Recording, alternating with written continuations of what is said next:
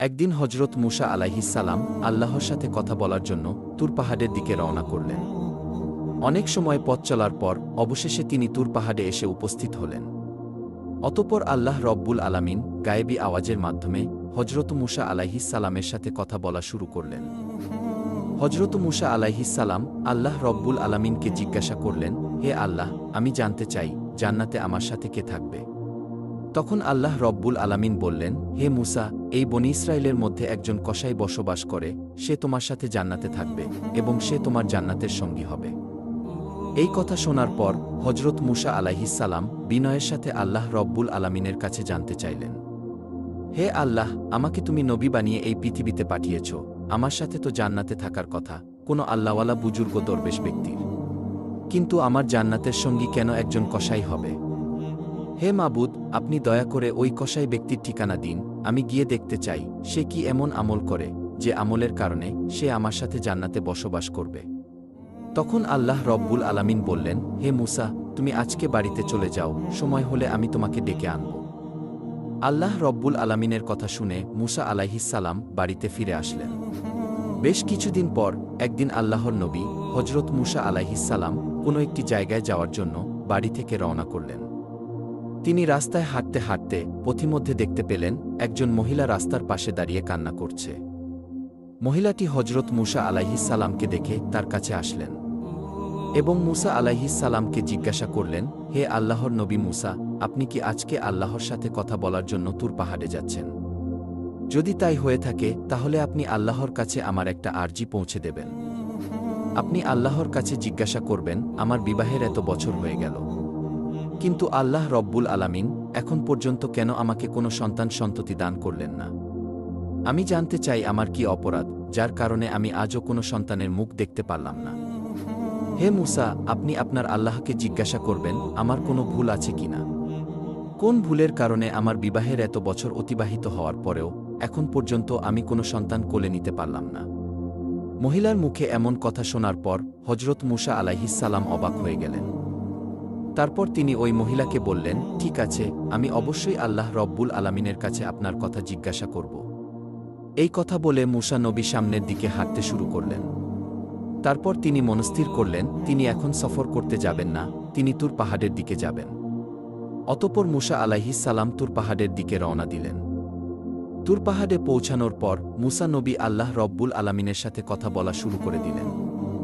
মুসা আলাইহিসসালাম আল্লাহর কাছে জানতে চাইলেন, হে আল্লাহ রব্বুল আলামিন, আমি রাস্তা দিয়ে আসার সময় একজন মহিলা আমাকে বলেছে তার বিয়ের অনেক বছর হয়ে যাওয়ার পরেও তাকে কোনো সন্ততি এখন পর্যন্ত আপনি কেন দান করেননি। সে জানতে চেয়েছে তার কি এমন অন্যায়, কি এমন অপরাধ যার কারণে বিয়ের এত বছর পরেও সে কোনো সন্ততির মুখ দেখতে পারল না। অতঃপর আল্লাহ রব্বুল আলামিন এক গায়েবী আওয়াজের মাধ্যমে হজরত মুসা আলাইহিসসালামকে জানিয়ে দিলেন, হে মুসা, তুমি ওই মহিলাকে জানিয়ে দাও যে আল্লাহ রব্বুল আলামিন তার ভাগ্যে কোনো সন্তান লিখেনি যার কারণে সে মা হতে পারেনি। একমাত্র আল্লাহ যাকে চাইবে তাকেই সন্তান দান করবে। যার ভাগ্যে সন্তান লেখা থাকবে সে কেবল সন্তানের মুখ দেখতে পারবে। ওই মহিলার ভাগ্যে কোনো সন্তান লেখা নেই, তাই সে কোনোদিন মা হতে পারবে না। আল্লাহ রব্বুল আলামিনের কাছ থেকে এমন কথা শোনার পর হজরত মুসা আলাইহিসসালাম বাড়ির দিকে রওনা করলেন। কিছু সময় পথ চলার পর হঠাৎ তার মনে পড়ল ওই মহিলার কথা। অতঃপর হজরত মুসা আলাইহিসসালাম নিজ বাড়ির দিকে রওনা না করে ওই মহিলার বাড়ির দিকে রওনা করলেন। অতঃপর তিনি মহিলার বাড়ির ভেতরে প্রবেশ করলেন এবং মহিলার কাছে গিয়ে বললেন, মা জননী, আল্লাহ রব্বুল আলামিনের সাথে আমার কথা হয়েছে। আল্লাহ রব্বুল আলামিন জানিয়ে দিয়েছেন তোমার ভাগ্যে কোনো সন্তান লেখা নেই, যার কারণে তুমি কোনোদিন মা হতে পারবে না। হজরত মুসা আলাইহিসসালামের মুখে এমন কথা শুনে ওই মহিলা চিৎকার দিয়ে অঝরে কান্না করতে লাগল। অতঃপর মুসা আলাইহিসসালাম সেখান থেকে চলে আসল। এই ঘটনার কিছুদিন পর একদিন এক আল্লাহওয়ালা ফকির সেই মহিলার বাড়িতে আসলেন এবং বললেন, বাড়িতে কি কেউ আছেন? আমাকে কিছু খাবার দিতে পারবেন? আমি বেশ কিছুদিন যাবৎ না খেয়ে আছি। আমাকে কিছু খাবার দিন, নিশ্চয়ই আল্লাহ রব্বুল আলামিন আপনার মনের আশা পূর্ণ করবেন। তখন মহিলাটি ওই ফকির বুজুর্গ ব্যক্তিকে ঘরের ভেতরে নিয়ে আসলেন এবং তাকে 3টি রুটি খেতে দিলেন। রুটিগুলো খাওয়ার পর মহিলাটি ওই ফকিরকে উদ্দেশ্য করে বললেন, আপনি তো আল্লাহ তাআলার প্রিয় বুজুর্গ ব্যক্তি, আপনি আমার জন্য একটু দোয়া করবেন। আল্লাহ রব্বুল আলামিন যেন আমার গর্ভে একটা সন্তান দান করে।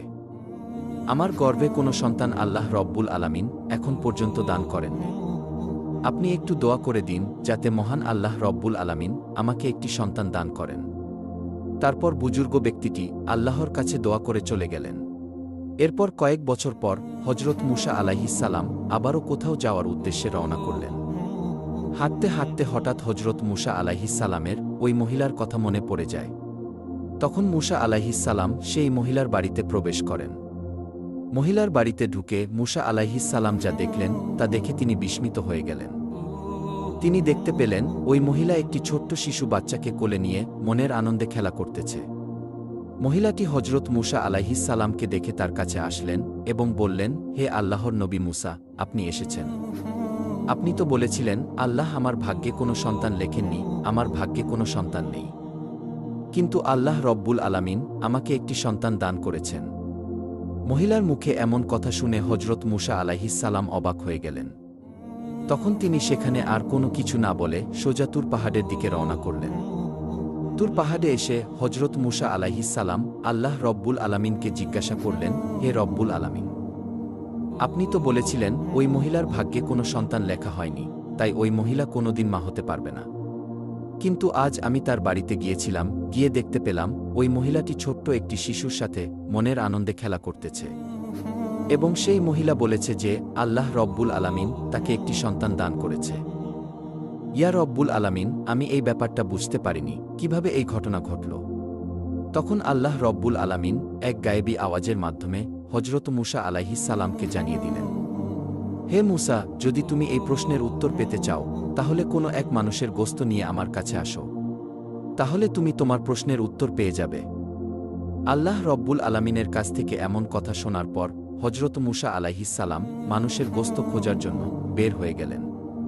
হজরত মুসা আলাইহিস সালাম তার কওমের লোকেদের কাছে গিয়ে বললেন, হে আমার কওমের লোকেরা, আল্লাহ রব্বুল আলামিনের নির্দেশে আমি এখানে এসেছি। আল্লাহ রব্বুল আলামিন বলেছেন মানুষের গোস্ত নিয়ে যেতে। তোমাদের মধ্যে কেউ কি আছো যে আমাকে এক টুকরো গোস্ত শরীর থেকে কেটে দেবে? মুসা আলাইহিস সালামের মুখে এমন কথা শুনে তার কওমের লোকেরা সবাই অস্বীকৃতি জানিয়ে সেখান থেকে চলে গেল। এই ঘটনায় হজরত মুসা আলাইহিস সালাম অনেক চিন্তিত এবং পেরেশানি হয়ে গেলেন। চিন্তিত মন নিয়ে তিনি এদিক সেদিক ঘোরাফেরা করতে লাগলেন। অবশেষে কোনো সমাধান না পেয়ে তিনি বাড়ির দিকে রওনা করলেন।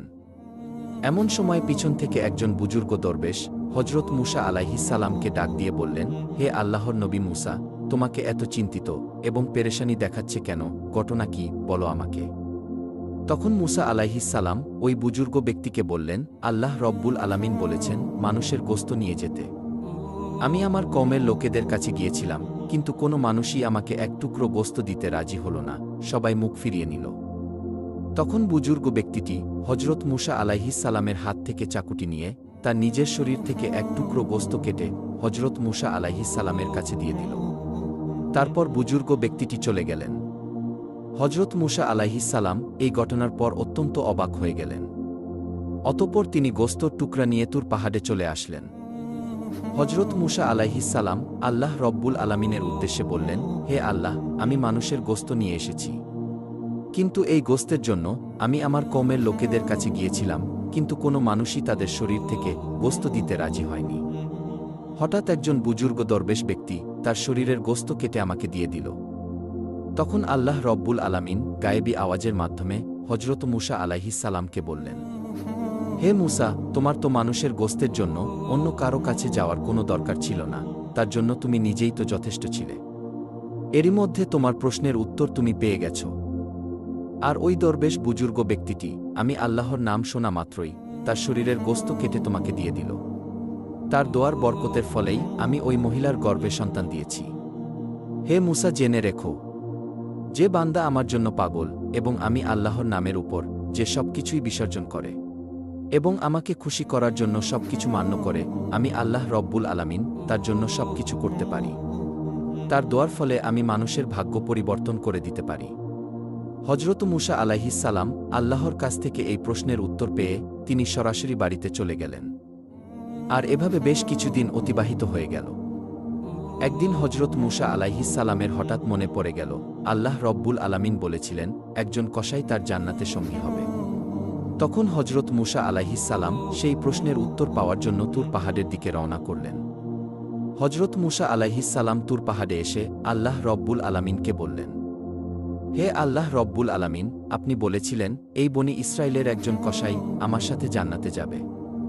দয়া করে আপনি সেই কসাইয়ের ঠিকানা আমাকে দিন। আমি দেখে আসতে চাই কি এমন আমল করার কারণে সে আমার সঙ্গে জান্নাতে যাবে। তখন আল্লাহ রাব্বুল আলামিন এক গায়েবী আওয়াজের মাধ্যমে হজরত মুসা আলাইহিস সালামকে সেই কসাইয়ের ঠিকানা দিয়ে দিলেন। এরপর মুসা আলাইহিস সালাম তুর পাহাড় থেকে সোজা সেই কসাইয়ের দোকানে আসলেন। মুসা আলাইহিস সালাম দূরে দাঁড়িয়ে কসাইয়ের দোকানে লক্ষ্য করলেন।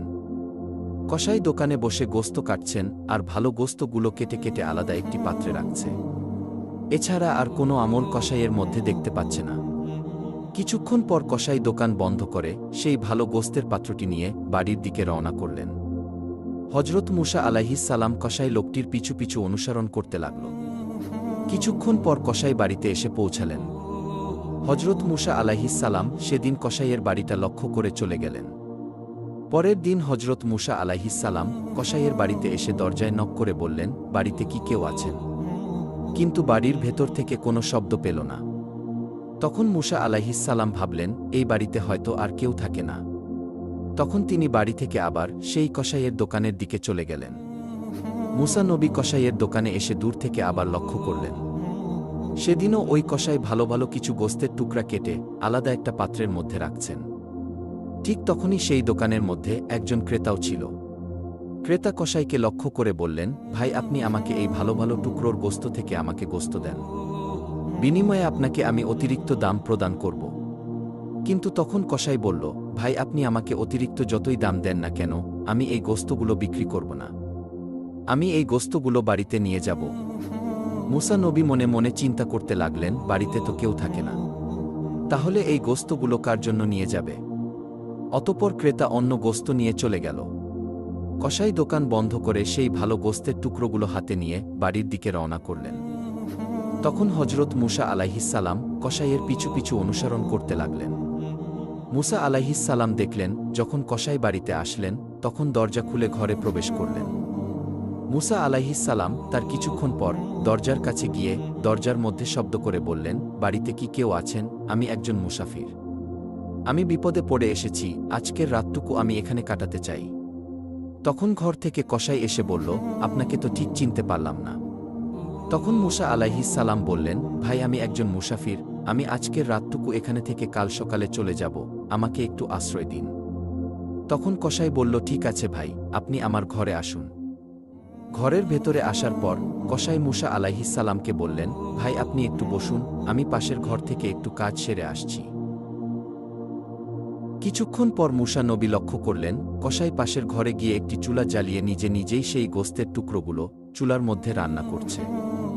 তিনি আরও লক্ষ্য করলেন কসাই রান্না শেষ করে একজন বৃদ্ধ মহিলাকে কোলে করে নিয়ে বসিয়ে রান্না করা গোস্তের টুকরাগুলো তার মুখে তুলে খাইয়ে দিচ্ছে, যেমন করে একটি শিশু বাচ্চাকে তার মা খাইয়ে দেয়।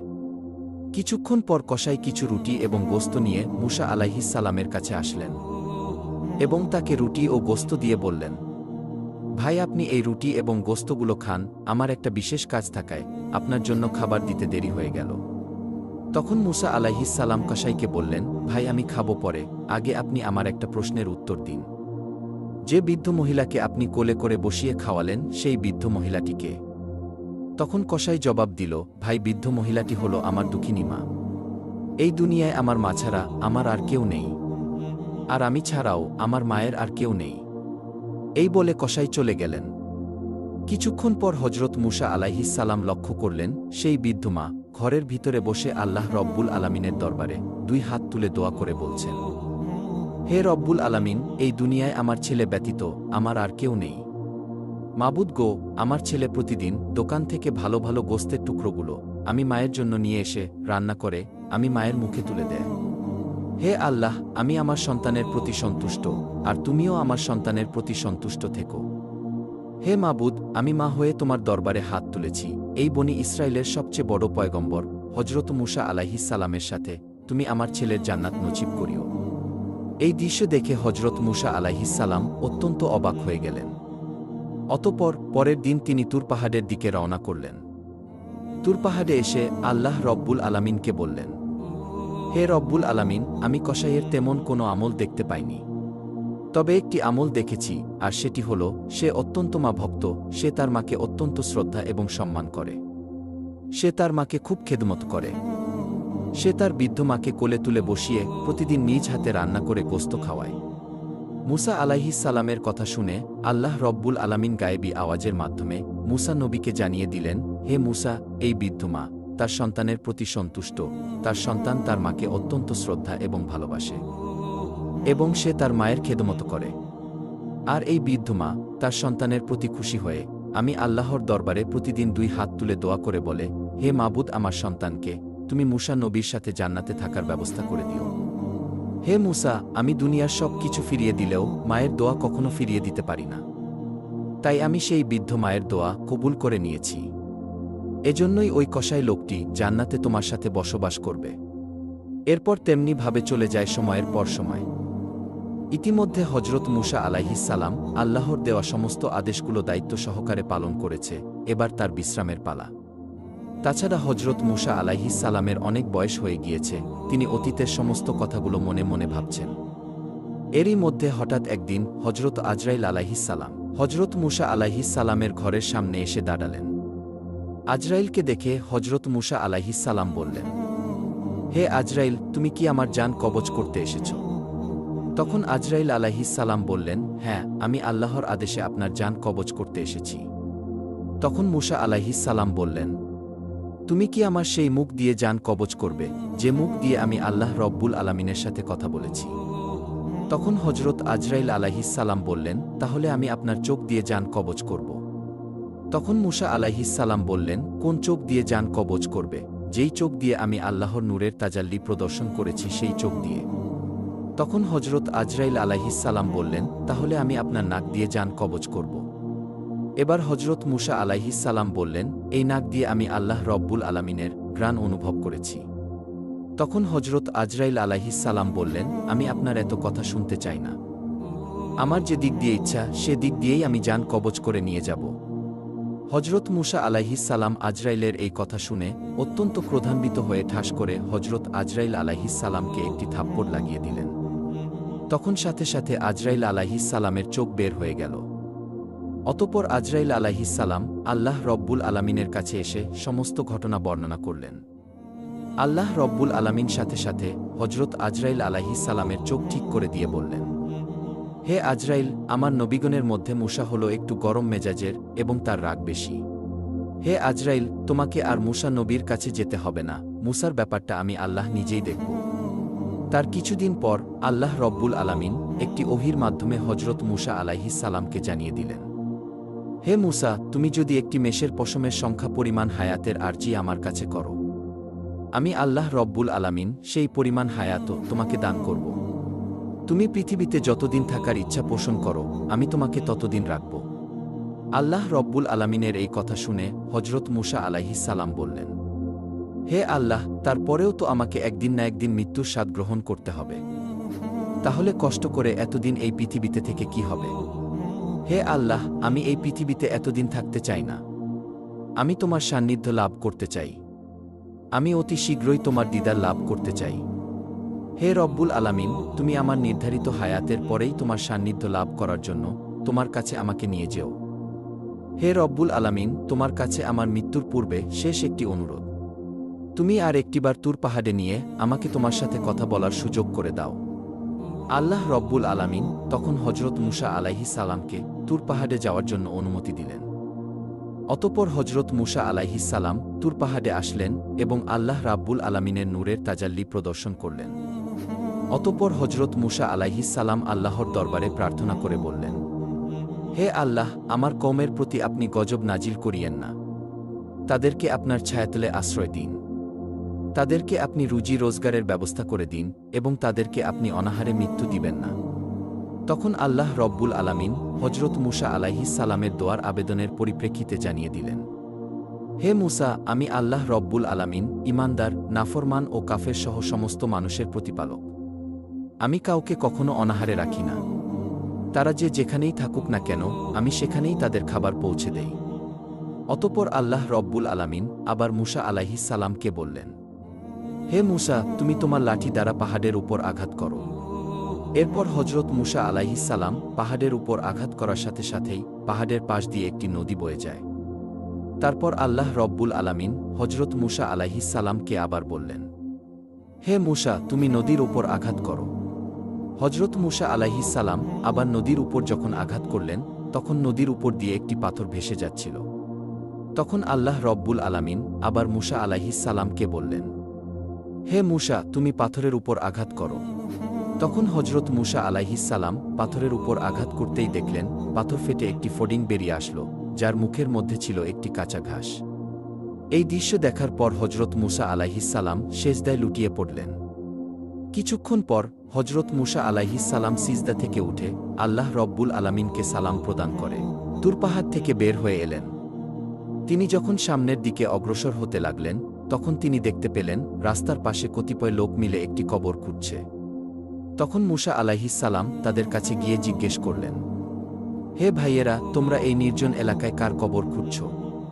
তখন তাদের মধ্যে একজন জবাব দিলেন, হে আল্লাহর নবী মূসা, আমরা আপনার মতোই একজন মহান ব্যক্তির কবর খুঁড়ছি। আপনিও আমাদের সাথে এই সোয়াবের কাজে শরিক হতে পারেন। তখন তাদের কথায় হজরত মূসা আলাইহিস সালাম তাদেরকে কবর খোঁড়ার কাজে সাহায্য করলেন। এরপর তাদের মধ্যে একজন মূসা নবীকে বললেন, হে আল্লাহর নবী মূসা, আমরা যার জন্য কবর খুঁড়তেছি সেও আপনার ন্যায়, আপনি একবার কবরে শুয়ে মাপটা পরীক্ষা করে দেখতে পারেন। ওই লোকের কথা মতো হজরত মূসা আলাইহিস সালাম কবরে গিয়ে শুয়ে পড়লেন। অতঃপর আল্লাহ রব্বুল আলামিনের দরবারে দোয়া করলেন, হে আল্লাহ, এই জায়গাটি কতই না নিশ্চুপ এবং নিস্তব্ধ। এই জায়গাটি তুমি আমার জন্য কবুল করো। সাথে সাথে মূসা আলাইহিস সালামের দোয়া কবুল হয়ে যায়।